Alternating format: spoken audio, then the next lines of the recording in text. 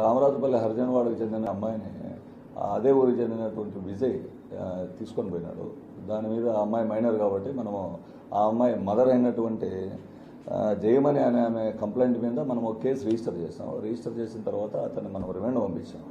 ఆ రిమాండ్ పంపించిన దానివల్ల రిమాండ్కు పంపకుండా రాజీ చేయలేదనే కారణం వల్ల ముద్దాయి విజయ్ వాళ్ళ మదరు వాళ్ళ బంధువులు ఇక్కడ స్టేషన్ దగ్గర కొంచెం అబ్స్ట్రక్ట్ చేశారు. దాని మీద ఆఫీసర్స్తో మాట్లాడి ఫైనలైజ్ చేస్తాం. మనమైతే చట్ట ప్రకారం ఏదైతే చేయాలనో దాని మేరకే మనకి ఎఫ్ఐఆర్ ఇష్యూ చేస్తాం, ఇన్వెస్టిగేషన్ చేస్తాం. దాని మీద మనం ముద్దాయిని రిమాండ్ పంపించాం. రిమాండ్ అతను కూడా ముద్దాయి కూడా విజయ్ కోర్టులో ప్రొడ్యూస్ చేసిన తర్వాత కోర్టు వారి ఇన్స్ట్రక్షన్ ఉత్తర్వుల మేరకు సెంట్రల్ ప్రిజన్లో అప్పగించడం అయింది.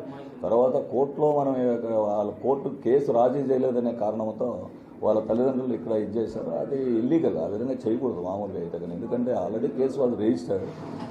ముద్దాయిని కూడా మనం రిమాండ్ పంపించినాం. సెంట్రల్ ప్రిజన్లో అప్పగించిన తర్వాత వాళ్ళు ఈ విధంగా చేయడం అనేది రెడిక్యులస్. ఆ విధంగా చేయకూడదు, అది మంచి పద్ధతి కూడా కాదు. చట్టాన్ని అందరూ గౌరవించాల్సిందే. దాని మేరకు మనం కూడా ఫాలో కావాలి. మనం చట్టం ప్రకారమే పనిచేస్తాం.